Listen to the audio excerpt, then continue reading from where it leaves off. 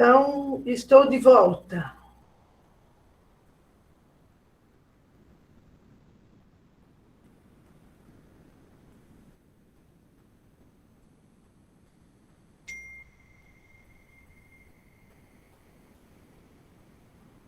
Então, vamos começar agora a nossa primeira aula, e o nosso tema é Salmos e Sapienciais. Então,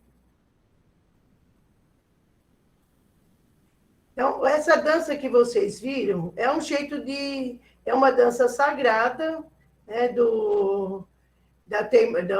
de Israel, judaica. Então, tudo tem sentido.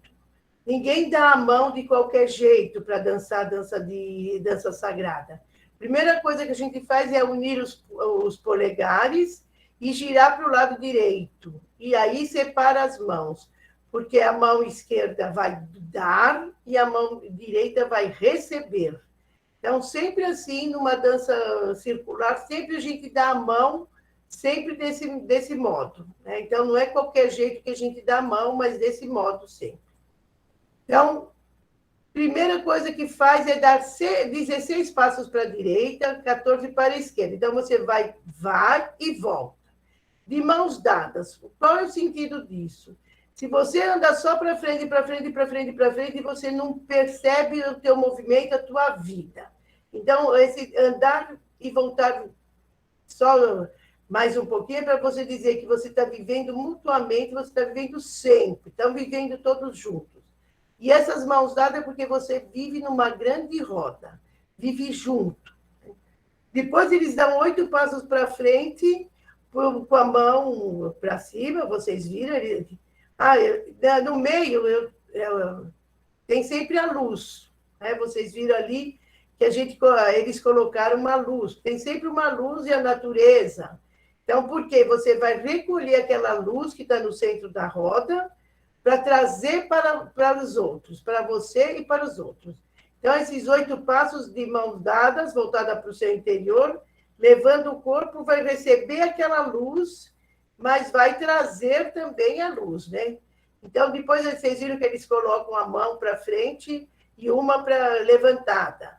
Então, primeiro, e dá uma volta, né? E depois volta, outra volta.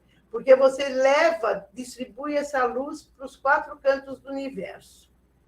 Então, é isso aqui, esse movimento. Você vai para lá, depois você volta e vai para cá para distribuir a luz. A luz não fica só para você, a luz é para todos. E depois volta para o começo da dança. E esse é um modo de rezar, né? Que na dança circular, na dança sagrada, a gente sempre faz... É uma reza, uma celebração, uma oração. Então, quem tem costume, quem já fez curso de dança sagrada, essa aqui é uma das danças sagradas, e por que a gente começa o curso, né, de sapienciais e de salmos? Porque as sapienciais é um jeito, né, da gente adquirir sabedoria. Então, essa dança circular, ela sempre vai ter uma interpretação de sabedoria. Então, é imaginar que as nossas ações têm um movimento espiritual num espaço aberto de sabedoria. A nossa sabedoria tem que ter um espaço aberto, porque ela tem que ser compartilhada, ela não pode ser só minha, né? Uma sabedoria que é só da gente, que a gente não distribui, ela não é sabedoria, ela aí vira o quê? Um egoísmo, né? Porque você não compartilha, que sabedoria é essa, né? Então, ela nos chama para sair do isolamento, ninguém pode ficar só, isolado, e também nos convida a nos comprometer com esses movimentos em qualquer parte do mundo. Por isso, nos 4, então, qualquer dança que vocês fizerem, dança sagrada, vocês vão ter esse comprometimento com o mundo, com o cosmos, com as pessoas que estão ao seu lado. Porque nenhum de nós é tão bom quanto todos nós juntos. Esse é o sentido da nossa ciranda de hoje, né? Aqui no Brasil a gente chama de ciranda.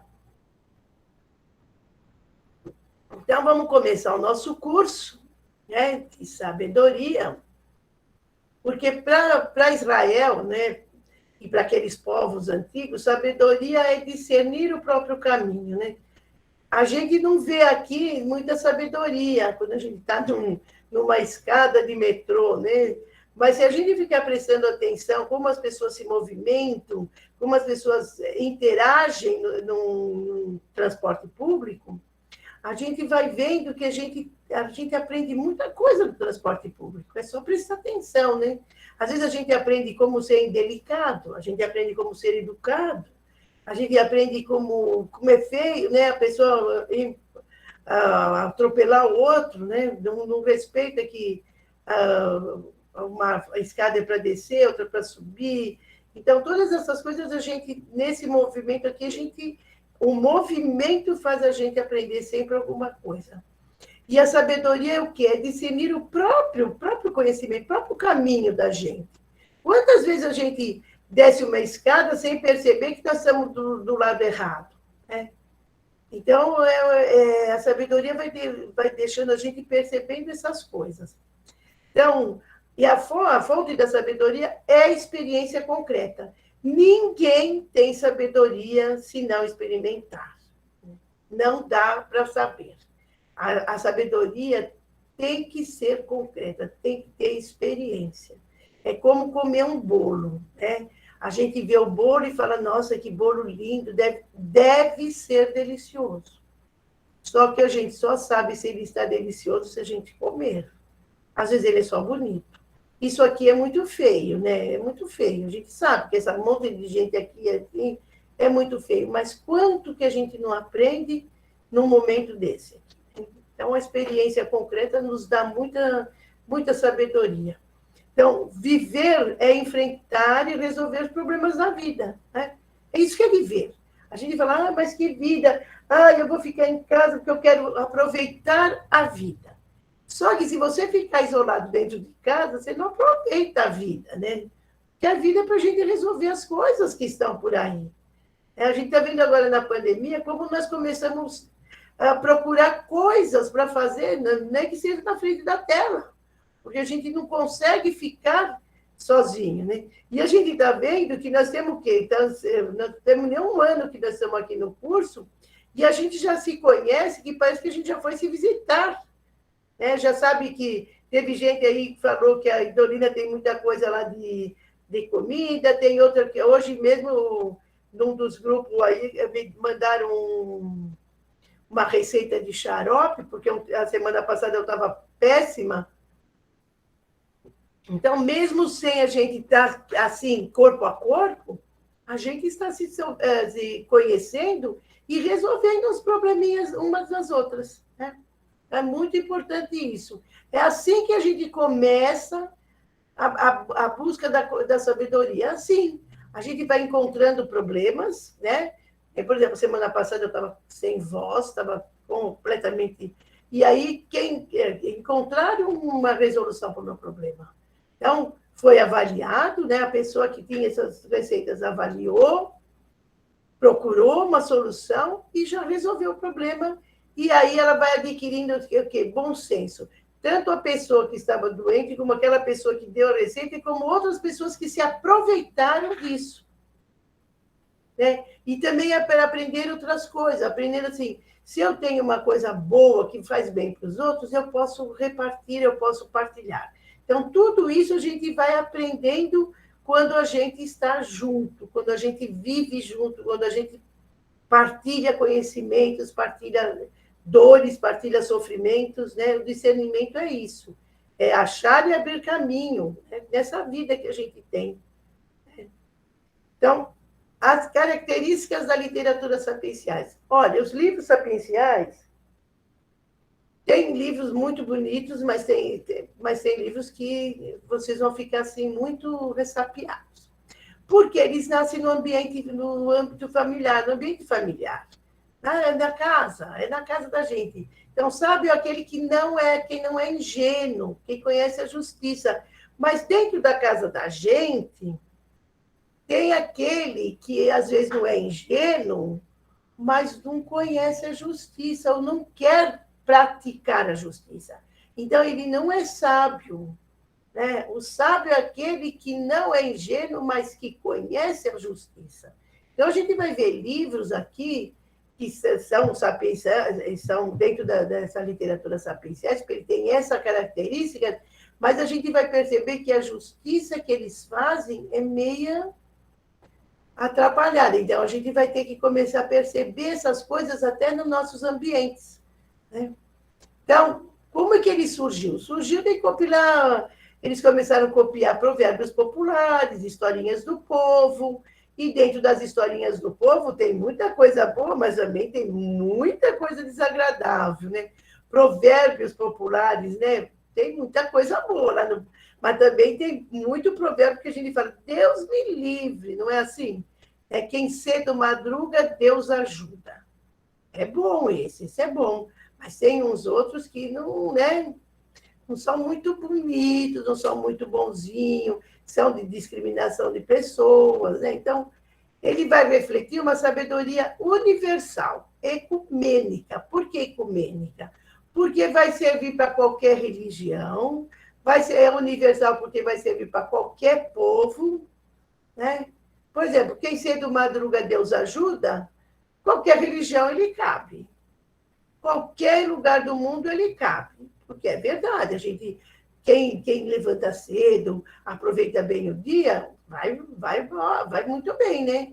Então, essa ajuda de Deus é a ajuda da gente ter força de vontade, de começar a viver melhor.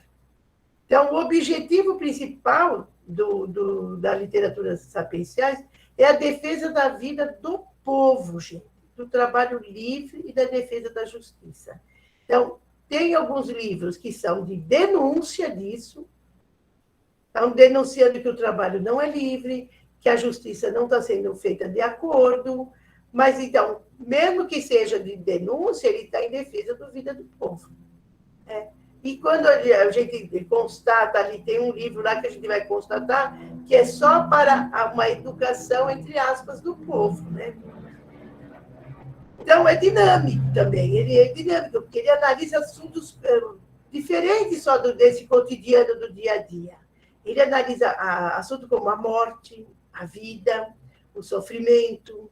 Então, ele vai dando o sentido da vida. Então, os sapienciais vão dando um sentido da vida. Mesmo aqueles livros que a gente não vai gostar muito, a gente vai ver que a gente percebe lá o sentido da vida. Nossa, já pensou fazer isso? Que horror, né? Então, a gente vai dando um sentido de vida para a gente. Então, quais são os limites desse texto? Eu falei que tem alguns ali que não são muito agradáveis. São limites do texto. Por exemplo, tem uns que são racistas, né? Não gosta de um tipo de gente lá, são racistas. Esse tipo eu não gosto. Tem os machistas, esses são terríveis, né? Dentro dos provérbios, a gente encontra isso aqui. Né? Muitos provérbios machistas, né? Tem um que diz assim: casa com goteira e mulher faladeira, não há quem queira. Não é machismo isso? Eu tinha uns amigos no CEBI que falavam que esse provérbio caía direitinho para mim, né? Porque eu vivia reclamando que minha casa tinha goteira. Então, eu falei, você é faladeira, por isso que teu marido foi embora. Então, casa com goteira e mulher faladeira, ó, não há quem queira. Então, preconceituosos e excludentes esses meus amigos, mas eles usaram um provérbio para, né, dizer de um preconceito que existe contra uma mulher que fala, né? Fala. Porque o bom é que a mulher fique calada, né? Então, é um preconceito contra as mulheres. Então, muitos textos são carregados de uma ideologia opressora e conservadora. Então, vamos ver aqui um texto que, por favor, vocês não tenham aquela fúria, né? Tem muitas meninas que falam assim, eu vou jogar esse livro fora. Mas não dá para jogar. Está lá na Bíblia, a gente tem que ler de vez em quando. Não precisa ler todo dia, né? Não precisa fazer dele uma opção de vida, mas a gente vai ler, vai ler. Então, a literatura sapienciais, ela vai passando por todos os níveis sociais. Então, nós vamos ver que tem lá no palácio, eles vão juntar as histórias, né? Vão mudar, vão manipular os textos, a gente vai perceber isso muito bem. Mas existem muitas passagens que é tão forte que não se pode apagar. E aí entrou na Bíblia, tá? Então, por quê? Porque o que a gente escuta, às vezes quando a gente escuta muito bem, a gente grava, principalmente quando é uma coisa que diz respeito à nossa vida, né? Vai fazer uma mudança na nossa vida. Aí a gente nunca mais esquece. Então, no Palácio eles dão... Por quê? Porque no Palácio eles vão dar um novo enfoque na defesa da ideologia. Mas isso tem muita gente que vai denunciar, não vai deixar passar. Por exemplo, tem o provérbio 29, e o versículo 4, diz assim: o rei que governa conforme o direito mantém estável o país, mas o ávido de impostos o transforma. Isso serve até hoje, 2021, ainda a gente faz, todo dia, em algum grupo da gente do WhatsApp, não precisa nem sair, hein? Nós estamos em reclusão aqui, mas a gente ouve alguém reclamando dos impostos. Por quê? Porque quem é ávido de impostos transtorna a vida da gente. Transtorna. Então, esse provérbio é para denunciar isso. Mas a gente lê e depois vota numa pessoa que a gente sabe que gosta muito de imposto, né? Então, a literatura sapiencial é para nos ajudar a gente a crescer como pessoa, ajudar a gente a ser fiel ao projeto libertador de Deus, né? Às vezes a gente se esquece de ler um pouquinho essas coisas, e aí o projeto do reino de Deus, né, não acontece porque a gente não se torna livre, né? Vamos ficando escravos dos poderosos. Então, quando esses livros foram escritos? Esses livros foram escritos depois do exílio. Então, vocês já viram lá, quando a gente estudou a formação do povo, eu já falei disso para vocês, né? Lá no exílio, eles ficaram num conflito existencial. E aí eles perguntaram, qual foi nosso erro? Onde a gente errou? A gente sempre gostou de Deus, a gente sempre... Ai, meu Deus é tudo para mim, né? Onde foi que nós erramos? E aí eles ficaram pensando, puxando na memória, o que foi? Onde nós erramos? Por que nós fizemos isso? E aí, no pós-exílio, eles voltaram para casa, e aí eles foram o quê? Escrever o que eles viram, o que eles lembraram, né? E junto com esses escritos, mas quem foi que escreveu, gente? Isso que é muito importante vocês saberem. Tanto no exílio, né? No exílio, nós tivemos as pessoas pensando no que foi que erraram, mas também tinha muita pessoa lá pensando assim, quem errou? Eu não fui. Fez um exame de consciência e falou, não fui eu que errei. O povo sempre erra. Então, essas pessoas, quando elas forem escrever as coisas que todo mundo lembrou junto, lembra que eles fizeram uma sinagoga e passavam o sábado relembrando e... Não, eles foram escrevendo, foram lembrando as histórias do povo, e aí teve alguém que foi escrever depois do exílio, quando ele chegou, voltou para Jerusalém, e usou essas memórias para culpar o povo, né? E aí eles resolveram falar assim, que Salomão,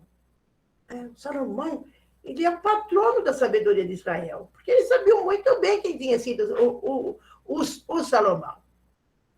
E aí eles falaram, bom, se alguém se queixar da nossa sabedoria, a gente vai falar, mas o Salomão fez primeiro, né? Então, o Salomão ganhou esse título de patrono da sabedoria de Israel, muito bem dado, porque, afinal, vocês viram que, né, todas as historinhas bíblicas que eles estavam contando lá no exílio, sabia muito bem quem era o Salomão, porque depois, quando eles escreveram, eles contaram direitinho, né?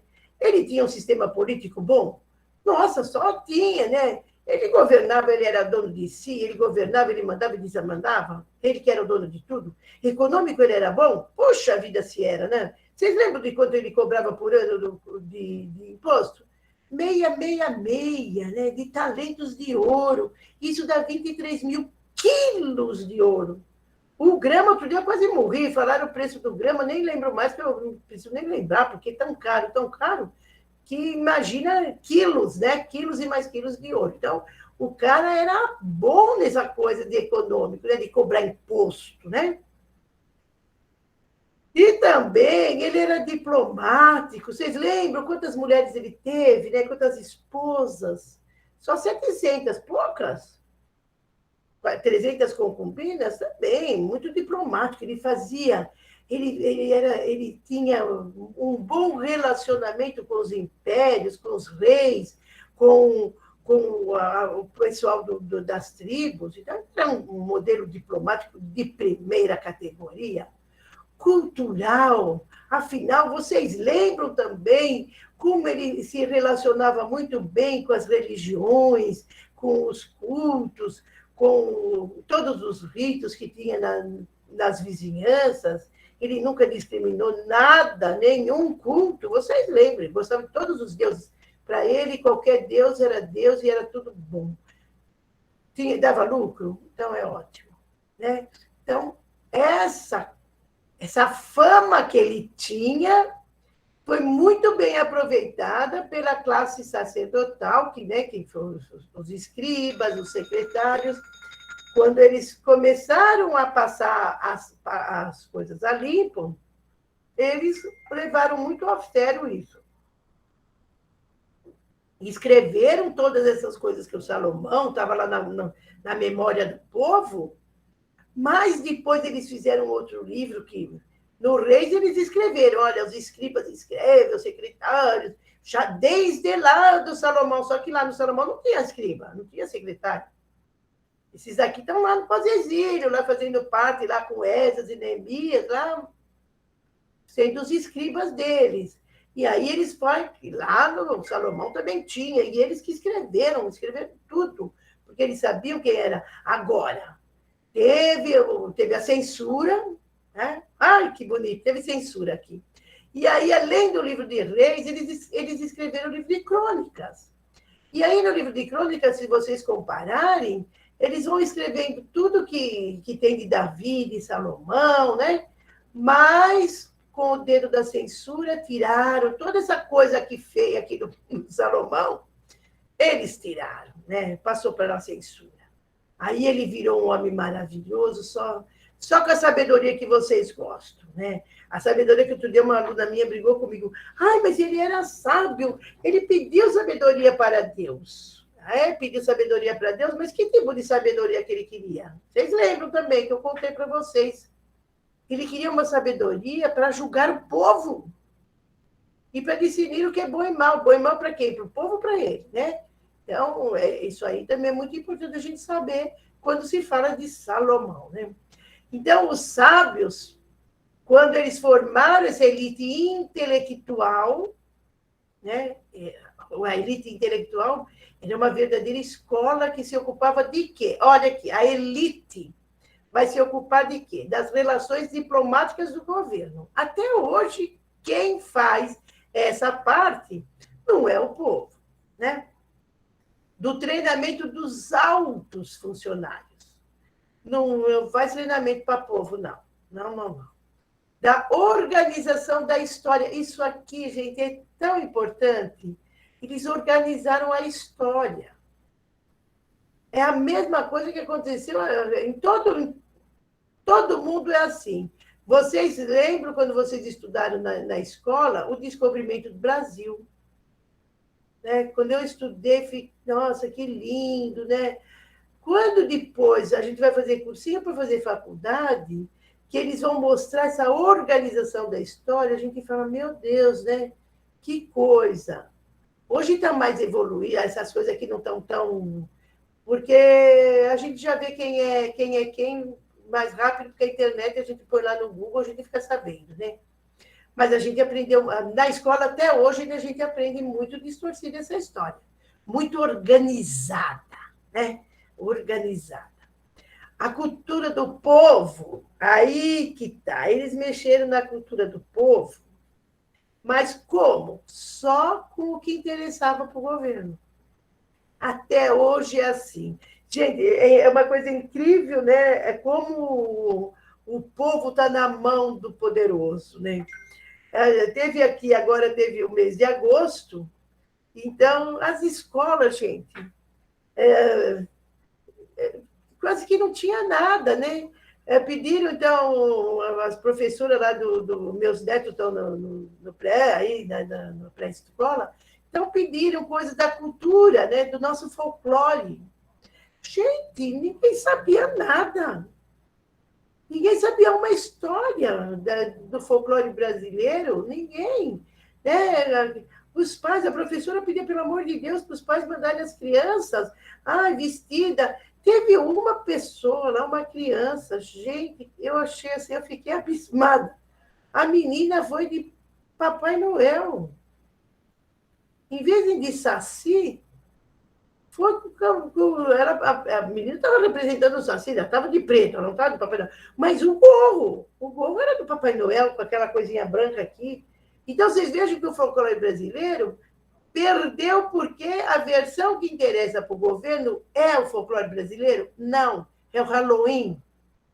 Em outubro, qualquer escola que fizer a festa do Halloween, vamos ter bruxas, vamos ter aqueles outros com aqueles dentes, que eu era, esses montes de bicho aí. Vamos ter de tudo. A nossa cultura não é falar de bruxa e dessas coisas, né? A gente não tem isso na nossa cultura. Nossa cultura é falar de saci, de falar daquele outro com os pés virados, falar da mula sem cabeça. Mas isso não interessa muito para o governo, por quê? O nosso folclore são todos do povo, mas que fizeram justiça, né?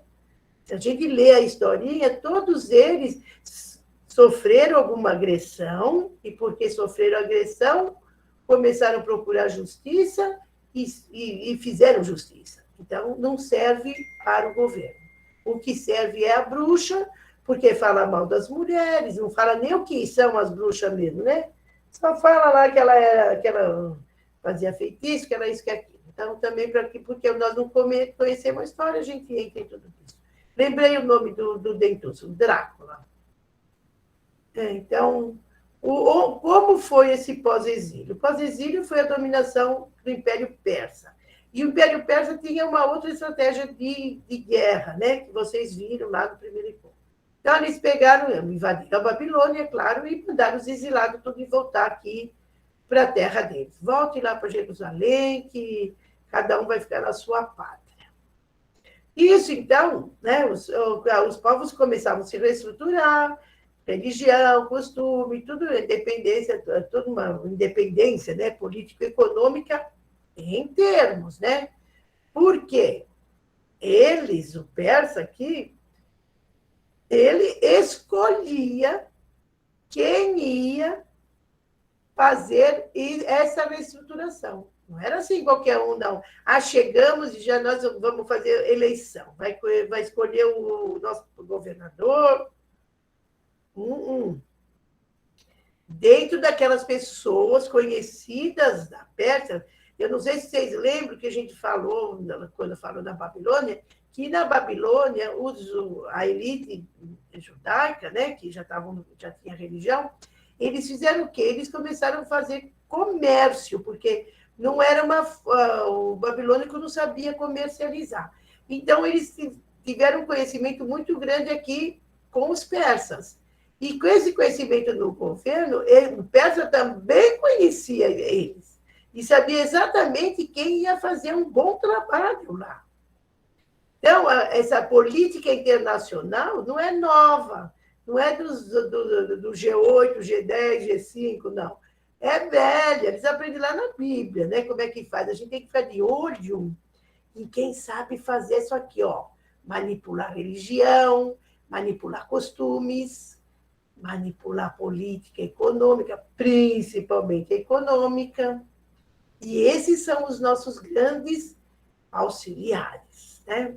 Então, o que ele fez? A liderança nacional veio com os sacerdotes. Então, a primeira coisa que eles fizeram? Está vendo um rolinho aqui? Então, aí eles vieram e falaram para o povo assim: olha, nós vamos regular a vida de todo mundo, todos os setores aqui do povo. Nós fizemos a lei, está aqui a Torá, e nós vamos reconstruir o templo. Vocês estão vendo nessa fotografia aqui que eu pus aqui, que nós temos crianças aqui, temos mulheres, né? Temos aqui a mulher, temos criança, aqui uma menina sorrindo, deve ser o pai dela, né? Então ele falou: nós vamos construir o templo. Tem que construir o templo, claro. O persa não era, né? E aí, por que eles queriam? Que a lei veio. Então, a primeira coisa que o Esdras fez lá foi ler, a lei. A lei que eles escreveram lá, né? Eles manipularam um pouquinho, e aqui, e já tinha uma religião, porque na época do Moisés não tinha religião. Né? Tinha os mandamentos que garantiam a vida do povo. Né? E nessa garantia, o que tinha? Tinha o amor a Deus, a fidelidade a Deus, tinha um dia que era respeitado, tinha a família, né? Não cometerás adultério, porque a família estava protegida ali, nem homem nem mulher podia ter adultério para proteger a família, não podia roubar, não podia nem adulterar a balança, não podia nada. Então, mas eles vieram com umas outras novidades. E aí, se vocês lerem o texto, o povo chorou. Né? Chorou. E gritou, um choro de gritos nunca de emoção. Quem já se emocionou sabe que quando a gente se emociona, fica aquela coisa, o olho fica cheio de lágrimas, a voz embarga, né? Agora, quando a gente grita, é de ódio, né? Ódio, quando a gente chora. Vocês já choraram de ódio? É difícil, a gente não chora muito de ódio, mas às vezes a gente tem uma vontade, né? E aí chega a chorar, né? Fica tão nervosa que chora. É assim o choro que está lá no livrinho do Esdras. Porque ele veio com uma lei, né? Quando ele falou da lei, o povo chorou. Olha aqui. E qual era? Olha o sofrimento deles. Veja bem. Estão rasgando a roupa, porque eles vieram com uma tal de lei da pureza. E a lei da pureza, gente, era um problema. Por quê? Primeira coisa, a lei da pureza dava segurança para os governantes da separação dos estrangeiros. Se vocês lembram quando eu falei do exílio, a elite e a classe trabalhadora foi para o exílio, foi para a Babilônia. Mas ficou uma parte lá em Jerusalém, em Judá. E esses que ficaram, quem ficou? Mulher grávida, não era qualquer mulher. Era a mulher que estava grávida. Aqui já, os filhos, as crianças, a criançada ficou tudo. E os velhos. Velho que já não podia mais trabalhar. Acontece que os velhos morreram, as crianças cresceram, né? E antes disso, quando eles ficaram lá sozinhos, as mulheres já estavam grávidas, não podia plantar, não podia dizer, queimaram tudo, a Babilônia quebrou tudo, queimou tudo. Então, o que acontece? Eles tiveram que dar um jeito, né? E aí, os velhinhos que estavam lá, que tinha velhinho lá que era da classe sacerdotal, da classe política, e foi ensinando essas mulheres como administrar, como fazer culto. Então, as mulheres ficaram na liderança dessa parte aqui. Eles puseram um governador, mas que respeitou isso aqui. Depois, os próprios invejosos acabaram com eles, mas isso é tudo uma história que vocês já viram. E o que aconteceu? Quando essas crianças cresceram, né? Elas tinham pais da vizinhança. Lembra que as mulheres grávidas tiveram neném e depois, para poder comer, alguém tem que plantar. Então, vamos casar com os homens lá, os homens plantam. E aí, os homens são estrangeiros. Mas os nenê que nasceram não era estrangeiro, era puro. Né? Porque ela estava com o marido lá na Babilônia, mas ela estava com o nenenzinho aqui que era puro. Só que depois, o filho que ela teve com o estrangeiro não era mais puro. Era impuro, que era estrangeiro. A menina que nasceu do ventre dela era pura. Mas se ela casou com um menino que era puro também, então ela teve filho puro. Agora, se ela casou com outro que não era, não teve filho puro. Então, vocês vejam a bagunça que foi isso, né? Então, o que foi? Interesses políticos e econômicos foram todos manipulados pela religião. Porque Deus não gosta de gente impura, só gosta de gente pura. E em nome de Deus se mata, se expulsa, se oprime, em nome de Deus. E aí os sapienciais vão fazer essa pergunta: quem é Deus? Então, olha aqui. Aí eles vieram e falaram assim: gente, Deus só gosta de gente pura. Então, para ter acesso a culto e ao templo, o que precisava? Precisava atender às exigências da lei. Quando dava, né? Quando ele era puro e fazia alguma coisa de impureza, ele podia se purificar, né? Então ele deveria oferecer sacrifícios, né, de ofertas ao templo para se purificar, né? Porque se ele tinha alguma coisa. Agora, aqueles que já tinham nascido impuro, esses não tinham mais jeito, foram expulsos. Foram expulsos. Então, as meninas, as mulheres, os homens, todos que não eram puros, por exemplo, ficou muito pouco, né? Porque quem veio de lá começou a tomar posse da terra, porque foi expulsando as pessoas que estavam lá. Então, as pessoas vão ficando na rua. Não sei se vocês conhecem, né? O que está acontecendo aqui em São Paulo, né? Que tem muitas famílias na rua porque são expulsas, porque não conseguem pagar o aluguel. E aí, em vez de falar, esses coitados precisam de emprego, precisam de alguém que ofereça a mão, o que se faz? Se expulsa. Manda a polícia e põe para fora da casa. E vai para a rua. E na rua faz o quê? Fica lá abandonado, sem ter o que comer, sem ter que dar. No frio morreu um monte de gente. Por quê? Tem que limpar, né? Tem que limpar a sociedade. Né? Então, essa limpeza aqui é muito perigosa, né? Os sacrifícios, porque aí com a lei veio também a tabela, né? Como você vai pagar isso aqui? Como você vai se purificar? Você tem que oferecer sacrifícios. Então, o sacrifício, claro, dependendo do teu grau de impureza, você tem que pagar caro. E aí, o que acontecia com os pobres? Eles mal tinham dinheiro para se sustentar, quanto mais para se purificar. Então, foram ficando cada vez mais endividados, né? Cada vez ficavam mais na mão do templo e escravos da sociedade que tinha alguma coisa, né? A lei ficou tão exigente que controlava até as secreções do corpo. Suor, menstruação, tudo que tem no corpo, secreção do corpo era controlada. E tinha que fazer a purificação. Tinha que fazer a purificação. Né? Então, foi uma desvalorização total do corpo, total. Né?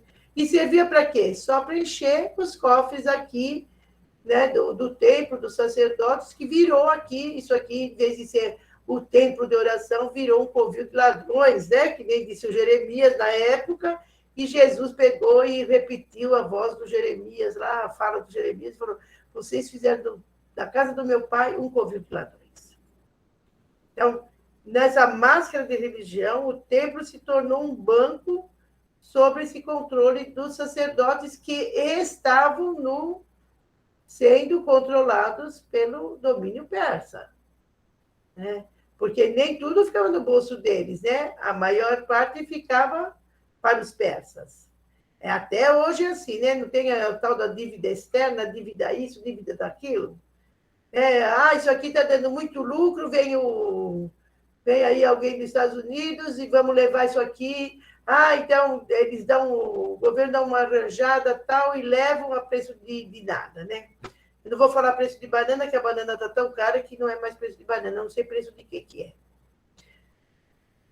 Como sempre, as mulheres pagaram o pato, né? Então, a principal atingida era o corpo da mulher, porque a mulher, afinal, ela tem muita. Ela tem o corpo dela cheio de. Próprio para. Por exemplo, a menstruação. Para que serve a menstruação? Para a gravidez, né? Para alimentar o nenê. Então, quando ela não está esperando nenê, ela é impura porque ela menstrua. Quando ela está grávida, a maternidade deixava ela impura, porque ela ficou grávida, porque ela teve uma relação sexual que também deixava impura, porque tem o esperma não pode, o esperma também tinha que pagar a purificação. Então, tudo passava pela purificação. Então, o que ela ficava endividada com o tempo, desde a primeira menstruação até a menopausa. E todo mês, grávida ou não grávida, ela tinha que pagar. Né? E depois, quando ela tinha o nenê, vocês sabem que naqueles 40 dias também ela fica em constante impureza. E aí ela tinha que pagar também por isso. Se nascesse homem, filho homem, pagava só os 40 dias. Né? Se nascesse mulher, porque a mulher também já é impura, então juntava a impureza da mãe com a impureza da filha, era 80 dias pagando a purificação. Então, vocês vejam que não era fácil ser mulher nessa época. Né? E aí, em nome dessa identidade do judaísmo, que esse povo que estava lá em Judá nem conhecia essa bendita dessa religião, nem sabia o que era, mas em nome dessa identidade, que Deus que deu essa iluminação para eles fazerem essa religião. Então, elas nem conheciam. Então, o que elas fizeram? O que eles fizeram?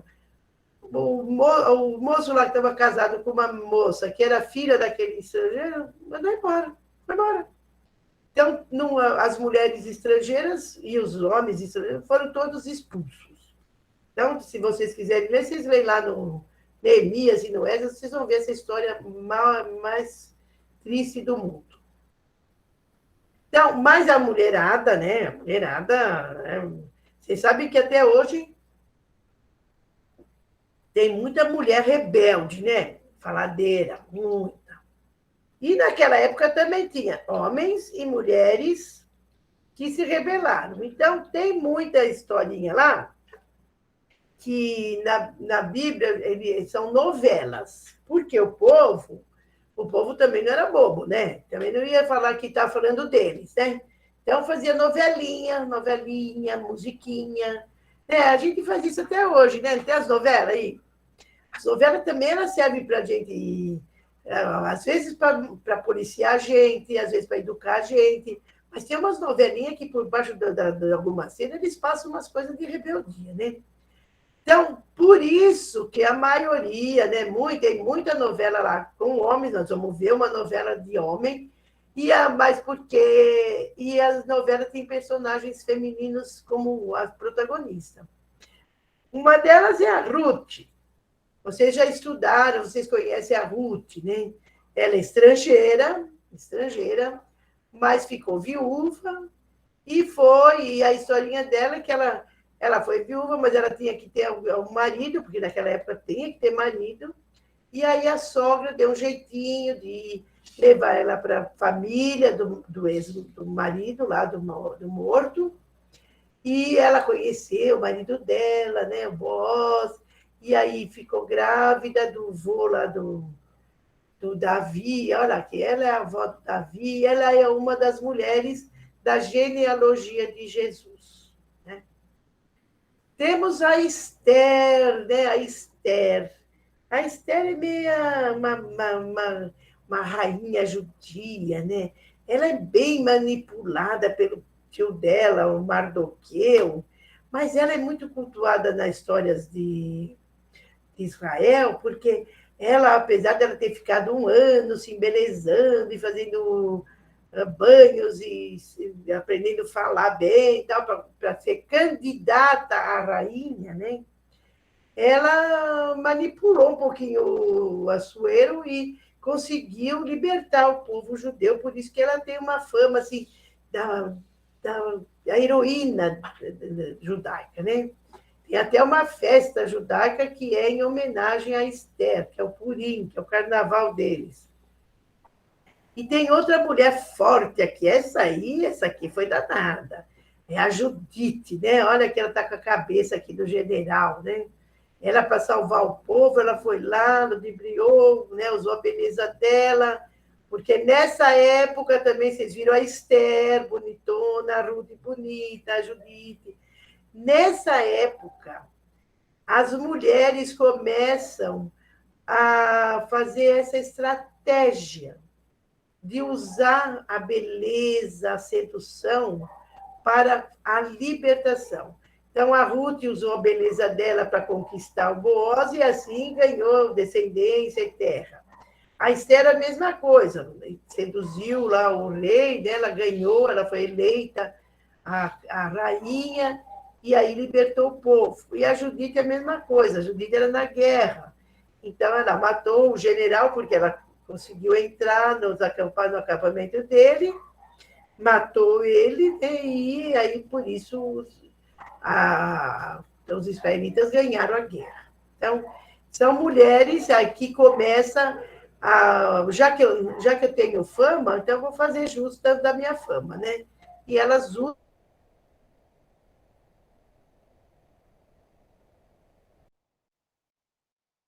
usam a beleza, minou, e nossos livros sapienciais, eles estão todos nessa época. Mas eles entram, né? Eles entram em alguns que estão já no domínio grego, né? O domínio grego que vocês viram com bastante detalhes na história do povo, e quando o Alexandre morreu, ele dividiu, né? Dividiu toda a área aqui do Império pelos generais. Pelos generais, um pouco antes ele já tinha generais aqui onde eles combatiam, e eles levaram essa divisão formal, prática, e então os Ptolomeus ficaram aqui no Egito, os Seleucidas aqui na Mesopotâmia e na Ásia Central, os Atálidas na Anatólia, está aqui, e os Antígonos na Macedônia. Então, ficou, e a cada um foi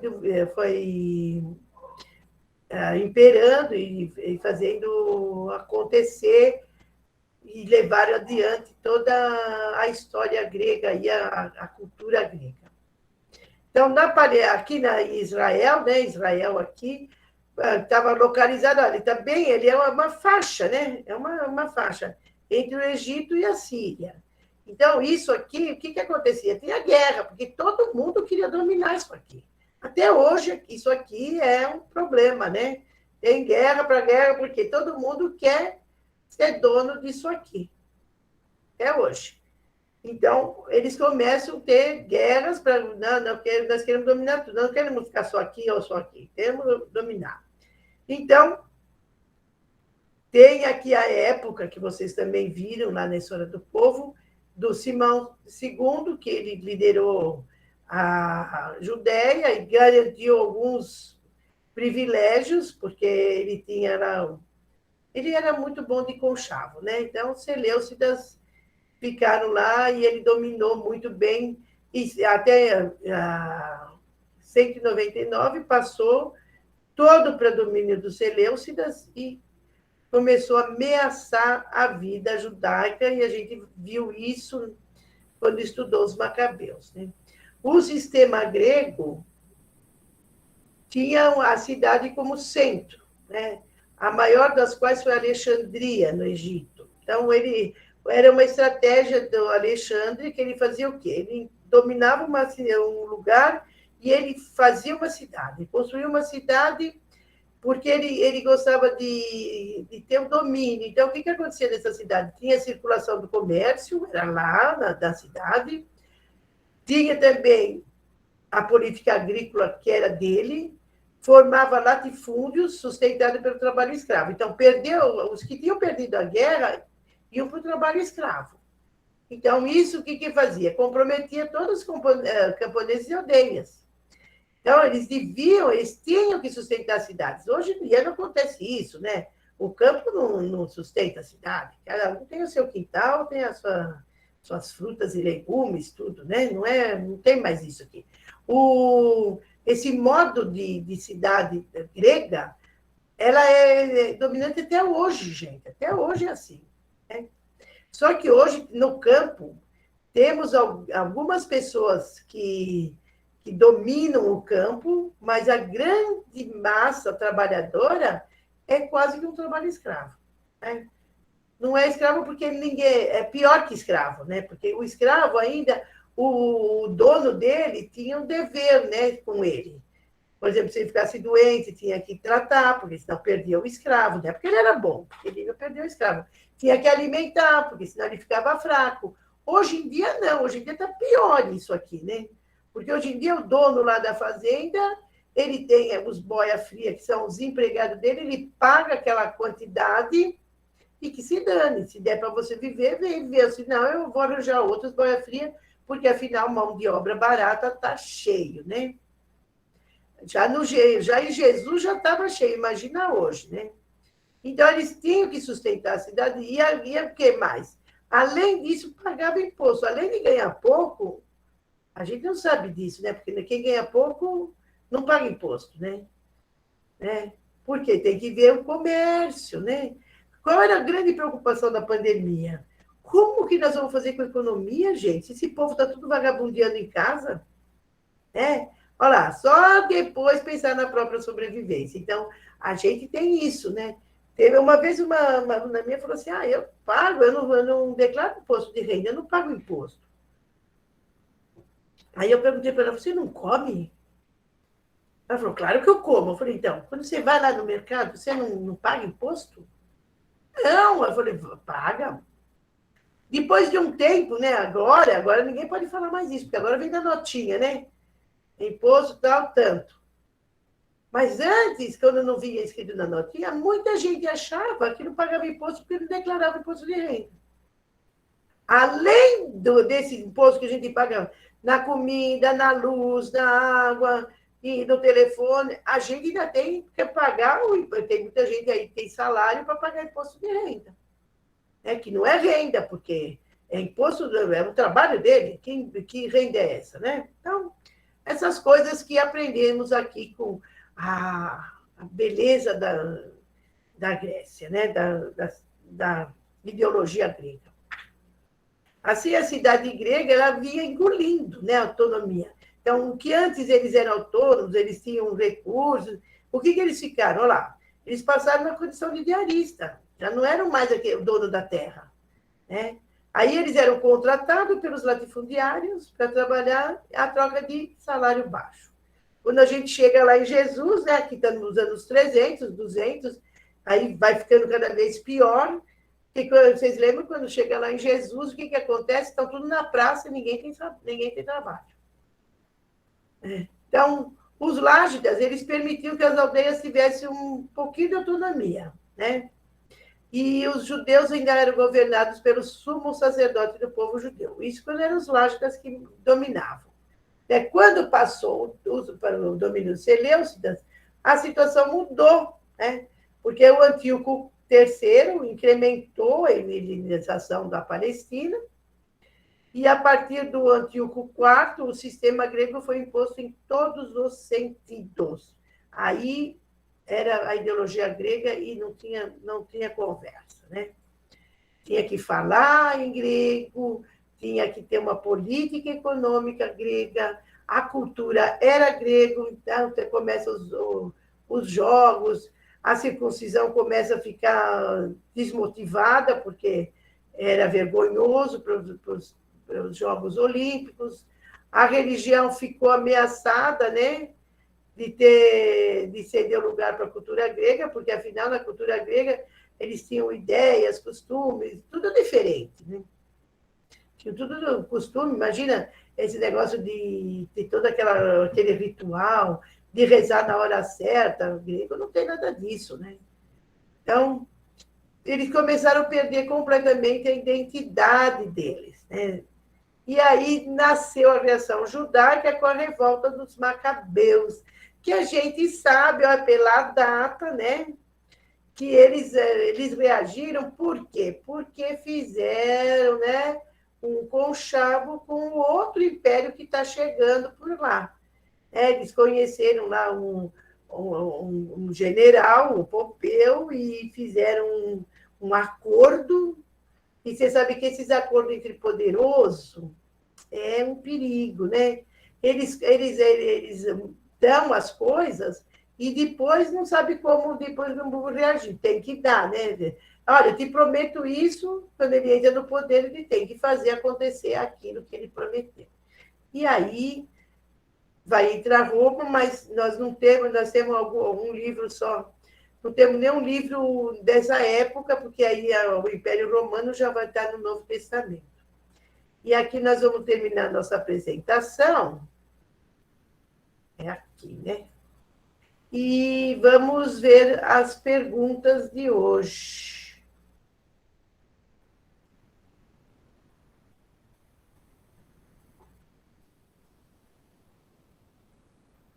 Sim? Temos alguma coisa?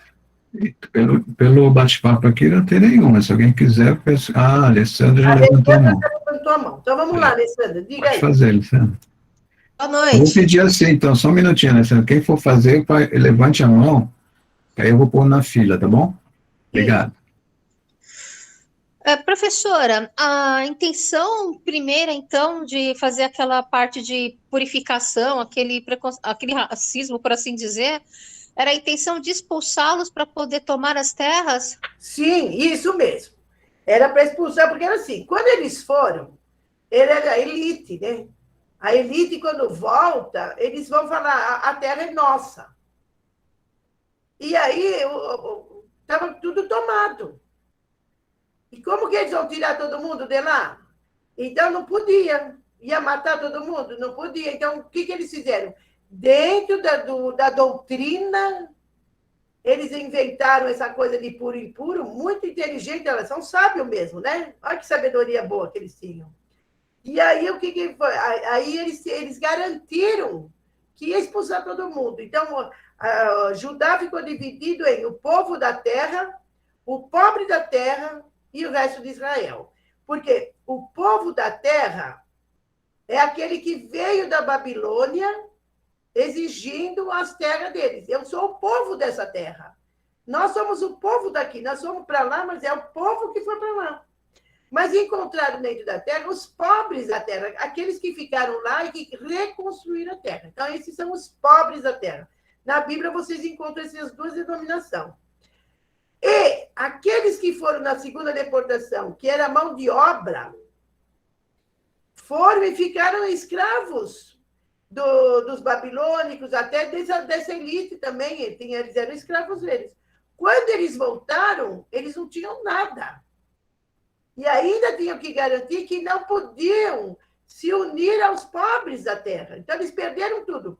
Eles tanto não tinham terra, porque eles não eram da terra, eles não eram donos de nada, como também não podiam se unir aos pobres da terra, porque eles eram pobres também, mas não podiam se unir com os pobres, porque senão eles iam ser expulsos. Apesar de puros, eles seriam expulsos.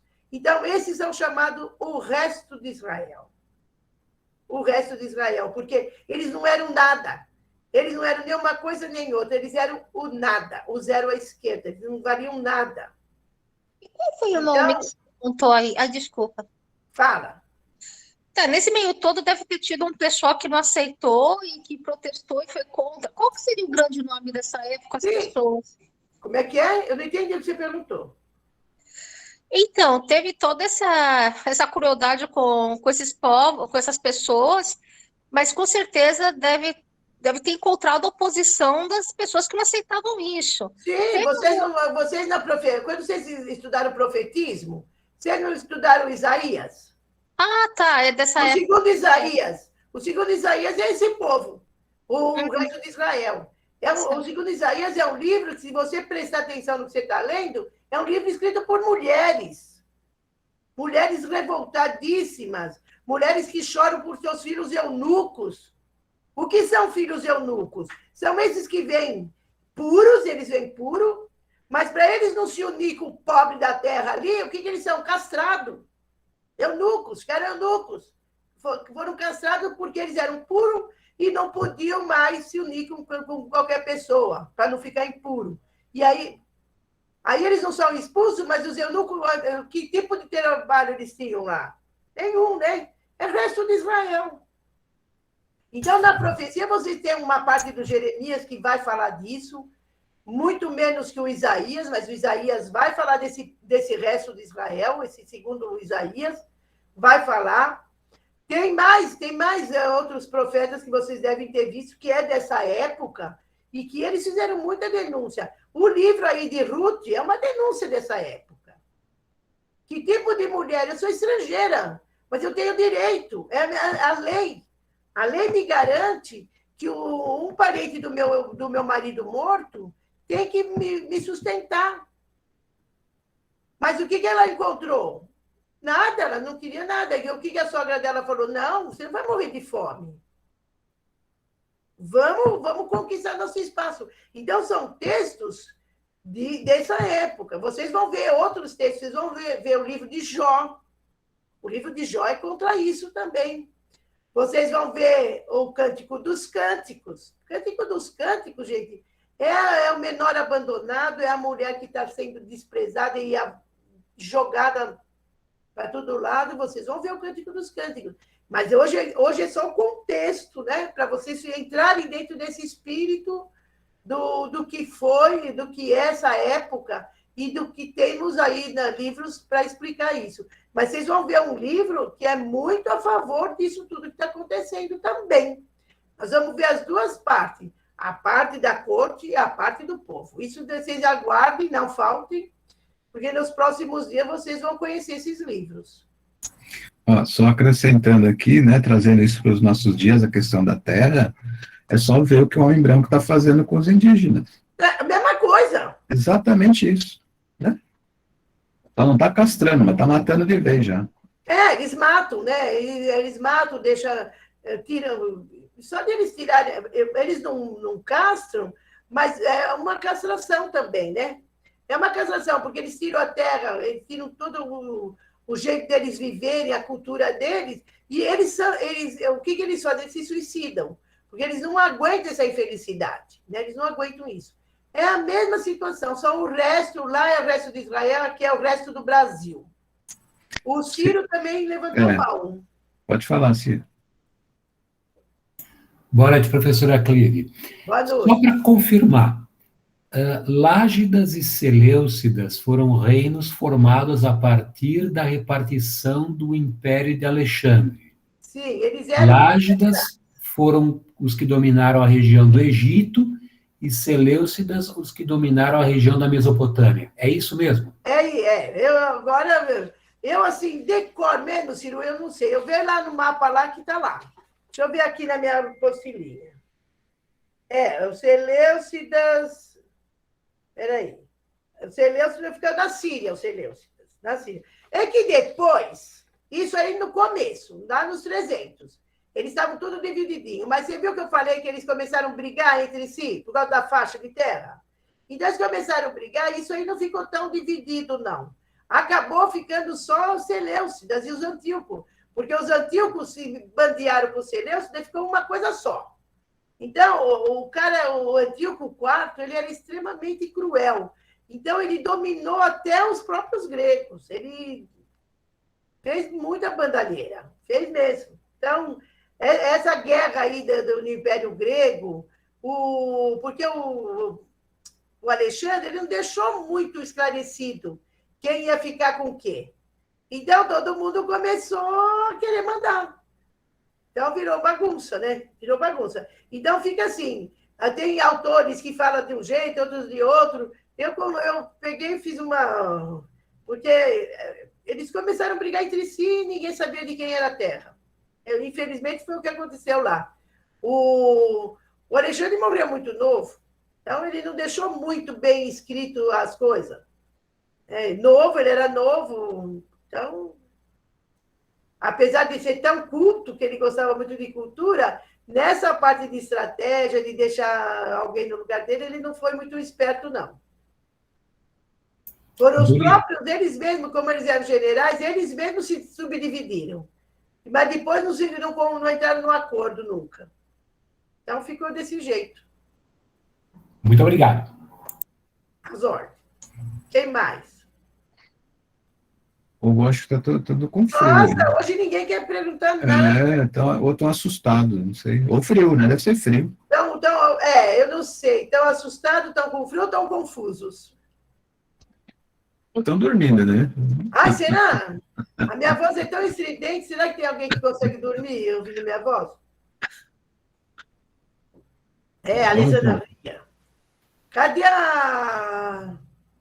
Aqui eu não lembro quem é que gostava de fazer pergunta. Tem sim, a Ana Beatriz não falou nada hoje. Nossa, professora, hoje eu estou tão cansada. Eu parei. Mas é curioso, para a gente que já fez a matéria, essa parte que você falou, a gente está confuso. Eu me lembro que quando eu fiz da outra vez, eu realmente tinha ficado tremendamente confusa, mas a gente vai repetindo com as informações, a história, os ciclos, e aí a gente consegue compreender melhor. Agora, revendo, a gente sempre aprende mais. E essa questão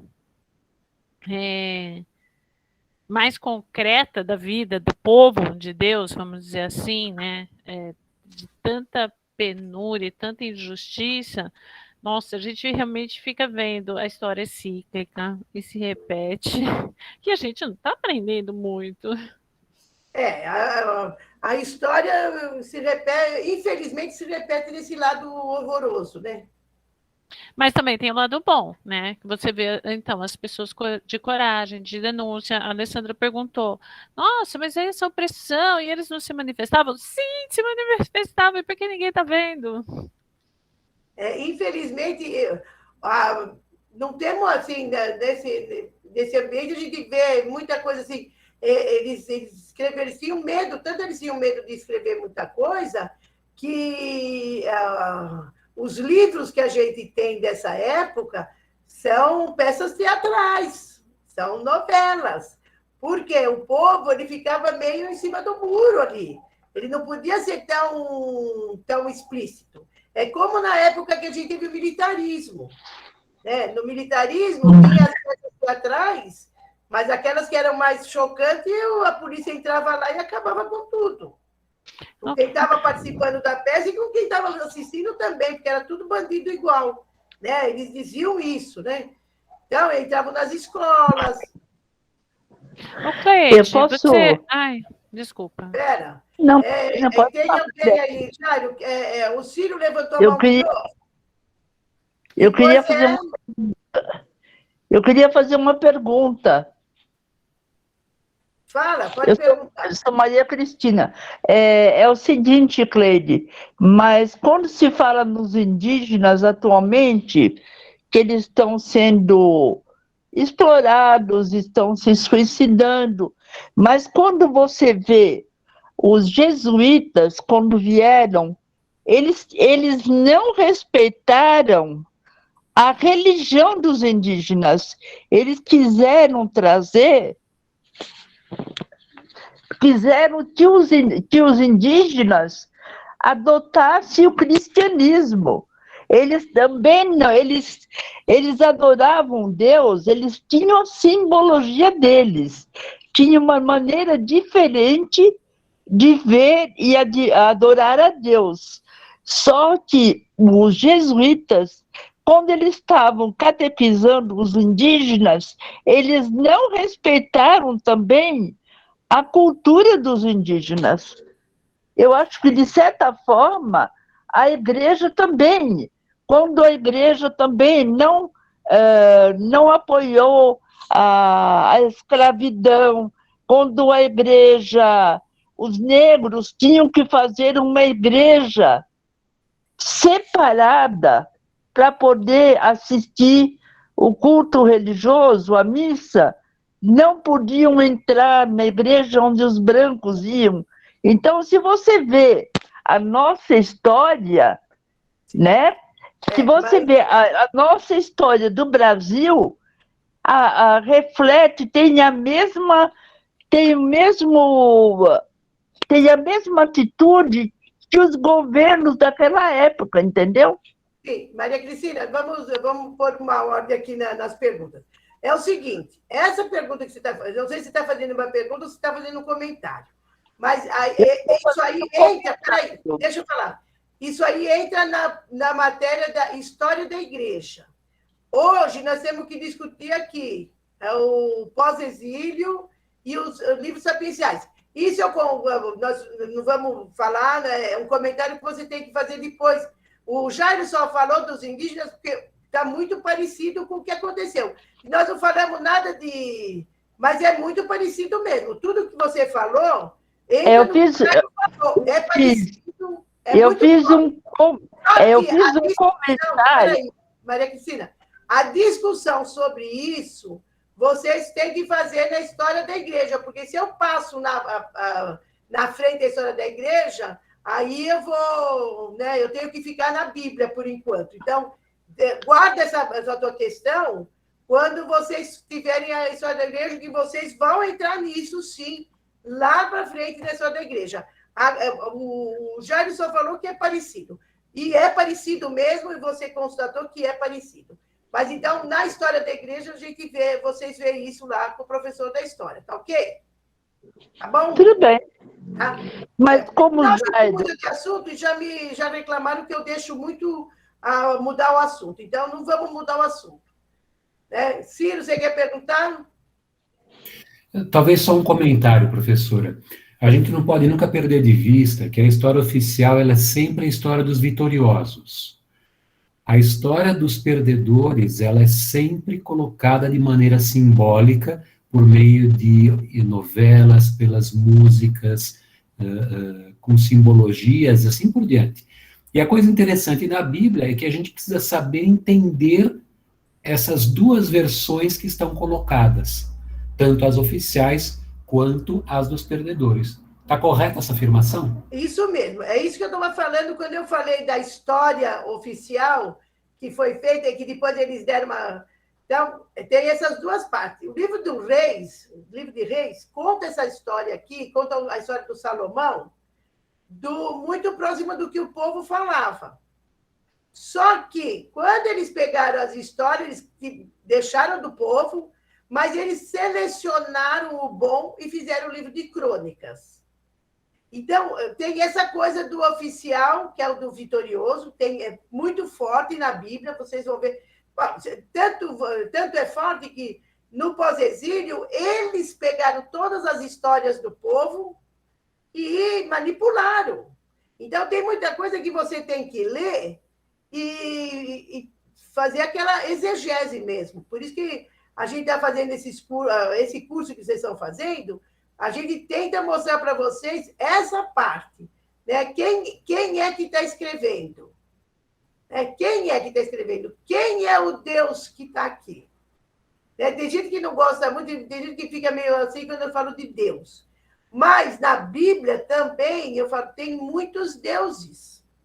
O Deus que está lá, que a gente vai depois questionar quando a gente vê o livro de Jó, quando a gente vê o Cântico dos Cânticos, não tem Deus, mas os outros livros a gente vai se perguntar, que tipo de Deus é esse? Né? Porque o Deus que está na Bíblia é um Deus que foi o quê? Uma reflexão do povo. O povo fez uma reflexão das experiências dele. Então, vocês sabem até hoje que a experiência que a gente faz de Deus é muito importante. Tem gente que é cruel e fala que está matando em nome de Deus. Tem gente que faz assim e fala, eu sou de Deus, né? Ninguém é maior que Deus. E está matando, e está fazendo coisas horríveis. Né? e fala em nome de Deus. Então, a gente tem que se questionar primeiro, não é porque a gente está falando essa palavra Deus, que é o Deus. O critério, eu sempre falo isso, o critério para você saber se o Deus que ele tem é o Deus misericordioso e bom, é ver que Deus apoiou Jesus. O critério sempre é Jesus. Quando você lê uma história dessa, que nem ela está falando dos índios, nós estamos falando aqui do pós-exílio, a gente tem que perguntar por Jesus. Vocês viram como eu falei, quando eu falei do templo? É templo, é nome de Deus. Mas vocês lembram que eu falei? O Jeremias falou do covil de ladrões e Jesus repetiu essa frase. Porque o critério para Jesus era o seguinte: no templo não é para explorar pobre. Não é para explorar pobre. Esse é o critério de Jesus. Se o templo está explorando o pobre, esse templo não é do Deus Pai de Jesus. Não é do Deus misericordioso e bom. Então, a gente tem que fazer esse critério. É um critério para se estudar tudo. Desde o Gênesis até o Apocalipse. É o critério Jesus. Que tipo de coisa eu estou vendo ali? Como Jesus ia entrar nesse lugar? Né? Tanto lá na Câmara, como na igreja, como nas congregações. É isso que Jesus queria? Era assim que Jesus se comportava? Sempre a gente tem que ver o critério de Jesus. E Jesus foi fiel, né? Tudo que está escrito de Jesus é de fidelidade. Os evangelhos, eles fizeram um esquema, alguns foram manipulando até as palavras de Jesus, mas a gente percebe que nas comunidades eles têm um jeito de puxar e falar, peraí, não é bem assim. Vamos, aí vem uma outra perícope e muda isso. Vocês vão perceber isso lá depois quando vocês fizerem sinóticos. Mas a gente tem que ter esse olhar mesmo, Ciro. Tem que ter um olhar crítico. Por isso que o método que a gente usa para estudar a Bíblia é o histórico crítico. Você pega a história, lê o texto, vê tudo que está se passando na história, depois você tem um olhar crítico.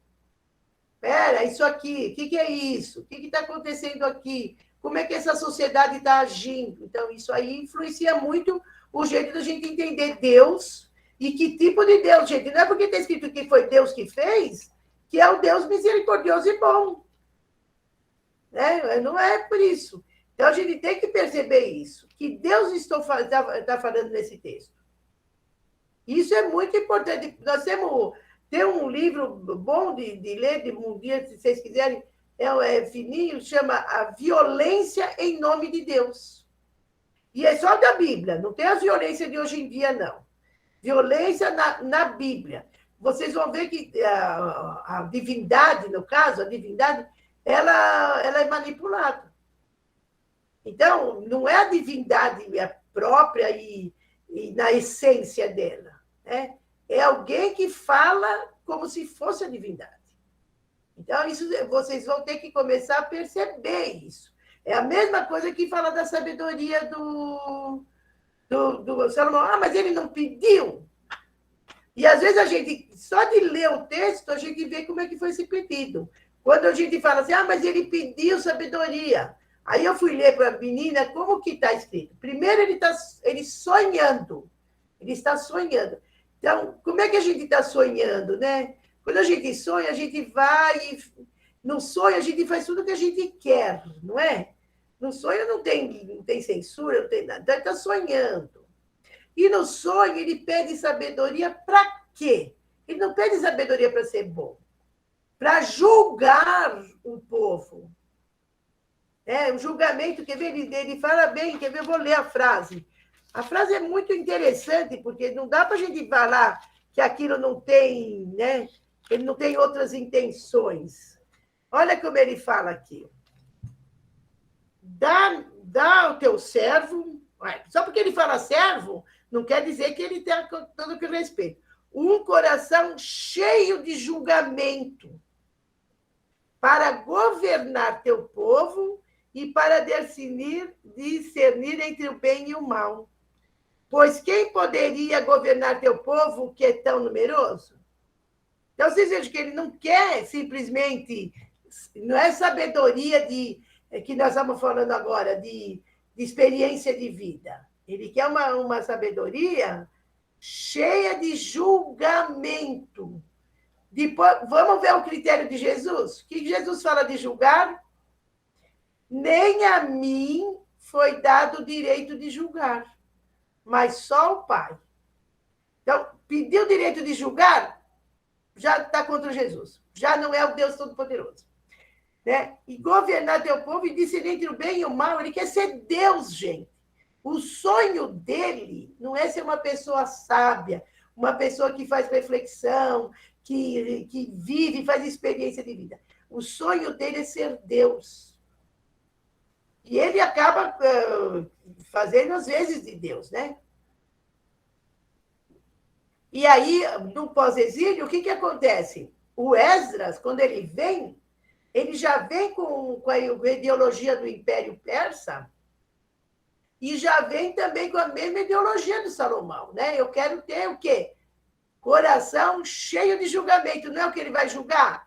Você está puro, você está impuro? Quem é ele para saber quem é puro ou impuro? Quem é ele para saber quem tem que comer, quem não tem? Quem tem que ser jogado fora? Quem tem que ser expulso? Né? Então, a gente tem que ver essas coisas. Tem que prestar atenção em tudo que a gente lê com atenção. Porque, às vezes, uma palavra que está aqui, você já se toca que ele não é bem, né? Não é bem com Deus que ele está falando. Ele está falando com ele mesmo e ele quer ser cada vez mais poderoso. Ana Beatriz, você levantou a mão agora ou está aqui ainda desde aquela vez? Não, é que você fez um comentário que eu não sei se é pertinente. Fique à vontade. Sobre Isaías, você falou escrito por mulheres. Foi um detalhe que me chamou a atenção. Não sei se é pertinente. A gente já teve profetismo. Sim. Você falou que eu falei de que ele pode ter sido escrito por uma comunidade de mulheres. Isso. Tem muitas frases lá que a gente, quando estuda Isaías, a gente acha, porque não é uma certeza, mas a gente acha que é coisa de mulher. É umas falas delas lá, das meninas, que é uma fala de mulher. Não sei se eu vou achar aqui agora, porque eu não sou professora de profetismo, eu sou estudante, mas tem alguma coisa aqui que está, olha, quer ver? No 56, 3, ó, ele diz assim, não diga ao estrangeiro que se entregou a Yahvé. Naturalmente, Yahvé vai excluir-me do seu povo. Nem diga ao eunuco, não há dúvida, eu não passo de uma árvore seca. Pois assim diz Yahvé aos eunucos que guardam meus sábados e optam por aquilo que me é agradável. Permaneçam fiéis à minha aliança. Quer dizer, para ele, o que vale aqui nesse texto é que ele guarde a aliança. E qual é a aliança que tem com Deus? Ser justo, ser solidário, ser fiel, né? Eu lhes darei na minha casa, dentro dos meus muros, monumento, nome e tal, como filhos e filhas. Dar-lhe-eis um nome eterno que não será extirpado. Quer dizer, eles estão sendo jogados no lixo, mas Deus não vai jogar. Esse Deus que cuida dos filhos, que pega no colo, né? É uma coisa muito de mãe. Sim. Tem mais coisa aqui que a gente fala que é de mãe, né? Que eles é um sentimento que eles falam que pegou seu filho ao colo e deu de mamar. Sim, entendi. Não tem a referência assim? Que ele fala que Javé pegou seu filho ao colo. Como é que é esse negócio de pegar o filho ao colo? Tenta pegar o filho ao colo. E o alimentou. Como é? Se você está aqui, ó, e alimentando, você está dando de mamar. Você tá dando Isso é coisa de mãe, né, Cleide? Como? Isso é coisa de mãe, né? É uma mulher. Não dá para entender o que você fala. Pegou no colo, amamentou, é uma coisa de mãe. Claro É a que mulher. é mãe. Isso é mãe, né? Por isso que tem uma frase lá que vocês cantam na missa.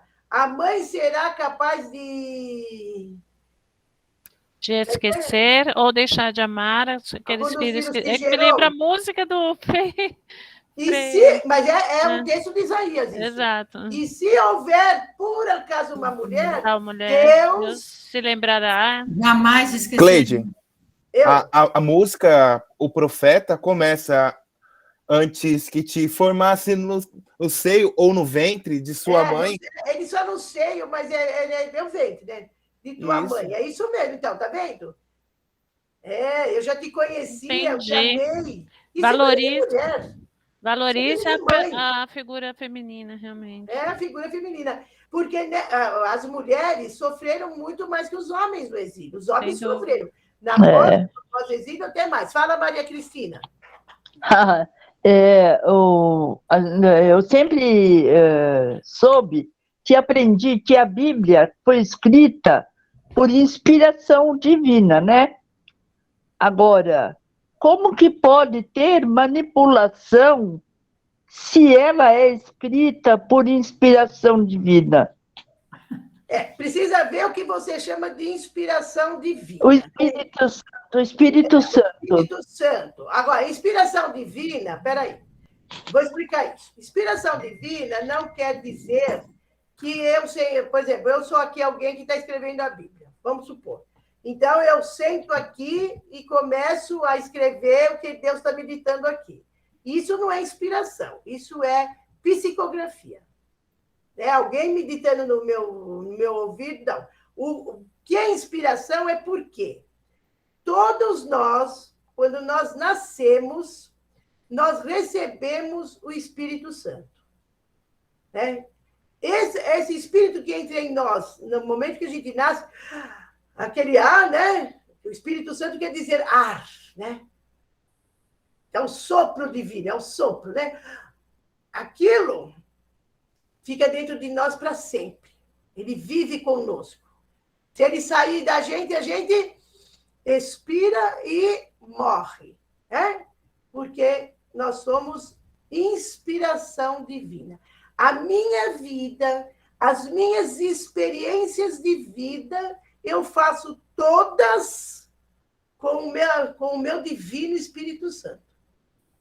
E Jesus prometeu, já está lá desde a rua, depois Jesus fala, eu vou, mas eu deixo com vocês o Espírito Santo. E ele fica, ele mora em nós, ele vive em nós, ele nos inspira, ele nos dá coragem, ele nos ilumina. Agora, tem gente que sufoca isso. Sufoca. Agora, tem as experiências de vida que a gente vai fazendo. A Bíblia é a história de um povo que fez a experiência com o Deus Pai, o Deus poderoso, que em certos momentos ele sempre foi misericordioso. O poderoso, não sei se vocês lembram, lá nas primeiras aulas que vocês tiveram, já que quando começou a formar o povo, eles fizeram experiência, o povo foi se juntando e cada um trouxe a experiência do seu Deus. E o Deus dos exércitos veio junto com os soldados, veio junto com os poderosos. E a experiência que esses homens poderosos tinham de Deus era que Deus, o Deus vingador, o Deus dos exércitos, o Deus sanguinário. E esse também inspirou, gente. O Deus, as divindades, elas falam muito do que a gente faz de experiência com ela. Se você faz uma experiência de crueldade, você se torna o quê? Fiel ao Deus da crueldade. E elimina, deixa o Deus misericordioso e bom sufocado. Você não deixa aquele Deus misericordioso e bom agir. Não deixa. Pessoa cruel não deixa Jesus agir. Você pergunta para alguém, uma pessoa, não sei se é difícil a gente conhecer uma pessoa cruel, né? Mas a gente conhece e sabe que tem muita gente injusta. Você pergunta para ela sobre Jesus, ele fala, não me vê com essas coisas de comunista. Jesus não é comunista. Jesus não tem nada a ver. Está cheio de gente que fala isso. Por que Jesus não tem nada a ver? Porque Jesus exigia que você partilhasse. Só de falar que ele quer partilha, já tem muita gente que, não, isso aí eu não quero, não. Tem gente de igreja, padres, eu já vi bispo falar que eu creio em Cristo, Rei do Universo. Esse Jesus que vocês ficam falando, fica para vocês que são comunistas. Eu já vi isso. Então, essa inspiração vem dessa experiência que eu faço com o meu Deus. Mas aí, dentro dessa experiência desse povo todo, você tem que ler o texto e fazer o quê? É o Deus de Jesus? O critério é sempre Jesus. Vocês conhecem Jesus. Vocês sabem que em toda a vida dele ele não teve uma experiência de crueldade. Ele morreu. Morreu sendo cruelmente sacrificado, duramente maltratado, e ele não negou, ele não falou em nenhum momento, não, vou me vingar. Vocês têm essa fala dele? Não, ele nunca falou isso. Muito pelo contrário, ele fala assim, Pai, perdoa, porque eles não sabem o que eles estão fazendo. Ele era tão misericordioso, tão grandioso, que ele sofreu aquela coisa, aqueles chicotes, e ele soube reconhecer que aquela pessoa só era malvada, só era cruel, porque era ignorante, não sabia o que estava fazendo. Coisa que a gente, se alguém fala mal, assim, fala, isso daí também, pronto, você já fica brava, já não quer saber. Né? Então, que critério nós temos aí de Jesus, né? Será que a gente seria capaz, né, de levar uns bufetão, né, e ainda falar, puxa, mas ele não sabe, ele é ignorante, ele não... Ignorante a gente nem fala, né, porque pega mal. A gente fala, ele não sabe o que está falando. Então, o critério de Jesus, gente, não é fácil de ter, não. Ai, mas tem gente que fala assim, ai, mas eu amo tanto Jesus, eu vivo por Jesus, eu sou de Jesus, tal. Aí, quando você fala assim... Ah, você não quer ajudar? A gente está fazendo uma sacola para dar para uma família pobre. Ah, mas eu não vou dar comida para esses vagabundos? Pronto, que amor é esse por Jesus? Jesus não perguntou para aquele povo lá, estava fome, se trabalhava, se não trabalhava, se tinha dinheiro, se não tinha dinheiro. Ele falou, senta e vamos comer.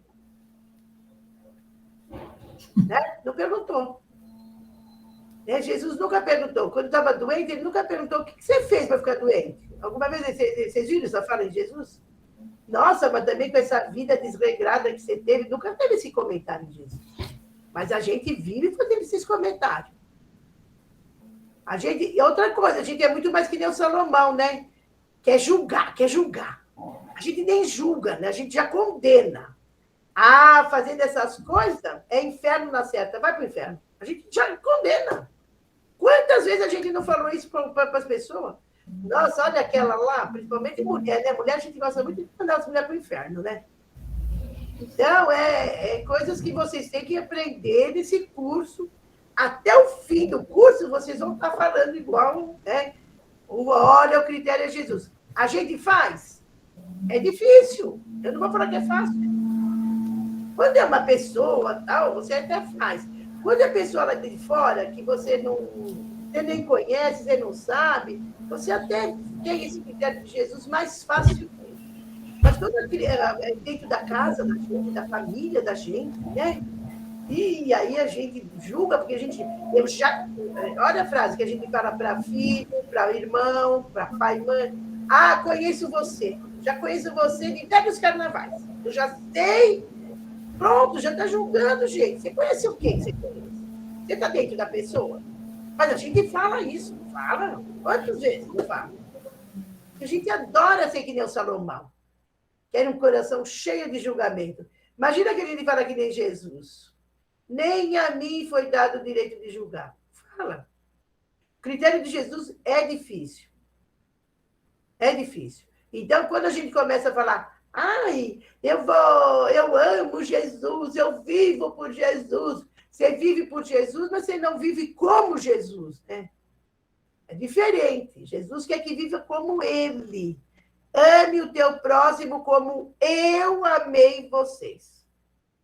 É difícil, é difícil. Teve alguém que escreveu alguma coisa, mas eu perdi a fala aqui. Eu confesso, né? Estou confessando, né? Eu falo que nessas aulas aqui eu vivo confessando.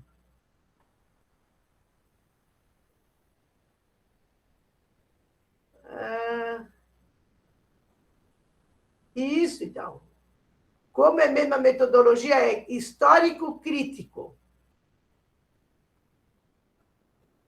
É difícil, mas... Eu inverti.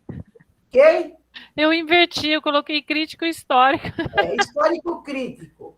Tem muito... Então, dentro do histórico-crítico, tem muitos modos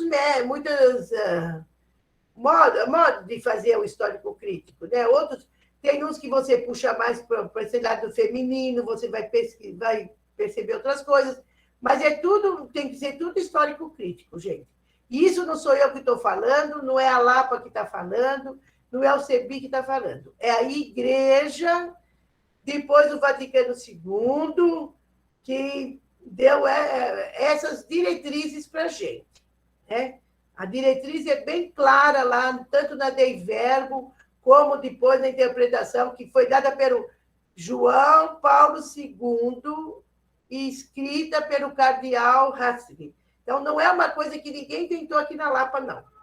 É uma coisa que nós seguimos, né? Outro dia eu falei, gente, que um homem falou assim, mas você está falando aqui? Eu falei, gente, eu sigo a CNBB. E foi o Dom Valmor que falou isso. Então, eu sigo o CNBB. Se você não concorda com a CNBB, aí não é comigo que você tem que falar. Fala lá com o padre da tua paróquia, quem que pode te perdoar. Cleide, eu? 7 anos que eu estudo a Bíblia. E eu tô que nem o Sócrates, só sei que nada sei. Sim, eu tenho, quer ver, eu tinha 11, então eu tenho 69, faz 50 e poucos anos que eu estudo Bíblia, e eu também falo isso. Sabe por quê, gente? Porque a Bíblia é a história de um povo que refletiu sobre Deus. E eles fizeram experiência desse Deus. Então, a gente lê a Bíblia e a gente não quer ver a experiência daquele povo, a gente quer ver a da gente. Mas a da gente, como é que a gente faz experiência de Deus? Faz experiência no nosso dia a dia, sem julgar, sem falar nada, né? E sem pôr obstáculos. A gente gosta muito de pôr obstáculo na coisa. Então, quando a gente pede alguma coisa e fala alguma coisa, e quando a gente vem logo com... Né? Não, foi assim que... Então, é isso que a gente tem que aprender. A gente tem que aprender a respeitar a reflexão do outro, que é diferente da nossa. É diferente da nossa. A nossa pode ser linda, gente, mas nós não estamos lá na Bíblia. Nós estamos no Brasil, em 2021, com a internet, gente. Não dá para a gente querer que esse povo da Bíblia pense igual a gente. Não dá para isso. Quando a gente lê Bíblia e quer colocar ele, a gente vai falar igualzinho meu netinho fala para mim. Avó, fala para ele ligar um tablet. Que outro dia, quando eles estavam vendo Jesus lá, e que estava apanhando, ele falou, vó, também, olha, já vou falar, me poupa esse Jesus, hein? Ele não podia ter ligado para os apóstolos? Eu falei, como é que ele ia ligar, menino? Pega o celular. Ele não tinha celular? Não, Jesus não tem. Eu falei, não, Jesus não tinha celular. Aí, Jesus era pobre. Eu falei, e como era pobre, viu? Então, você vê, nós não podemos fazer essa leitura de criança. Isso é leitura de criança de 5 anos. Eles não tinham. Então, a gente tem que ler a Bíblia e ver. A gente tem que respeitar o que ele está escrevendo. Apesar da gente falar, mas não dá para... Será, né? Quando eu falei isso aqui do Salomão, a pessoa falou, mas ele é tão o quê, gente? Você imaginou, você assistiu aquele Salomão lá, que era o Richard de Chamberlain, lá, que ele é maravilhoso, aquele homem lindo, louro, maravilhoso. Aí, mas não é ele, não é. E ali não tinha, né? Você vê como ele resolvia as questões? Corta essa criança do meio, mata logo essa criança, né? É assim que mata. Então, ele não era. Richard, então, você vê que lindo? Sabe, essas coisas não dá para a gente ler a Bíblia com essas imaginações, né? A gente tem muita imaginação. A gente gosta do bonito. Vocês lembram do Joãozinho 30? Ele falava isso para as escolas de samba, hein? Nem mexia com a Bíblia. Que o povo gosta mesmo é de luxo. Então, quando você fala que o pobre aqui queria ter direito e que estava achando errado aquele rei, você fala, mas ele era tão lindo, era rei, né? Rei. Você sabe que depois de um tempo, já estava casada, já estava com filho, aí começou a sair CD, DVD. E aí o primeiro filme que eu quis foi a Cici, a trilogia lá da Cici. Não sei, quem tem a minha idade assistiu essa beleza desse filme. Então, quando eu fui assistir, gente, eu fiquei tão decepcionada comigo mesmo. Eu falei assim, nossa, eu amava. A Cici não me decepcionou, porque ela foi uma rainha, uma imperatriz que zelou pelo povo. Mas todo aquele luxo, sabe? E o povo batendo palma para aquela imperatriz e maravilhosa, tal, aquilo foi me deixando assim decepcionada de eu ter idealizado tanto aquela mulher, né? Porque a imperatriz, gente, morava naquele castelo imenso, aquele palácio imenso. Mas é coisa que a gente fica, né? E a gente vai querendo fazer, a gente vai querendo imaginar a Bíblia nesse sentido também. Nesse sentido. Mas é coisa que a gente vai deixando. Agora, a semana que vem, nós vamos ver os provérbios. E eu acho que eu vou até ler mais, porque vocês. Vou ler mais o texto aqui com vocês, né, na semana que vem. Porque hoje eu dei uma introdução, eu podia ter entrado nos provérbios, porque dava tempo, né? Vocês estão perguntando bem pouco. Eu não sei se é confuso o contexto, mas vocês já não deviam ter tanto assim, né? Já devia estar mais os contextos aqui. Vocês deram uma olhada na apostila? Porque é muito importante vocês olharem um pouquinho a apostila. Por quê? Você já vem sabendo mais ou menos o que eu vou falar.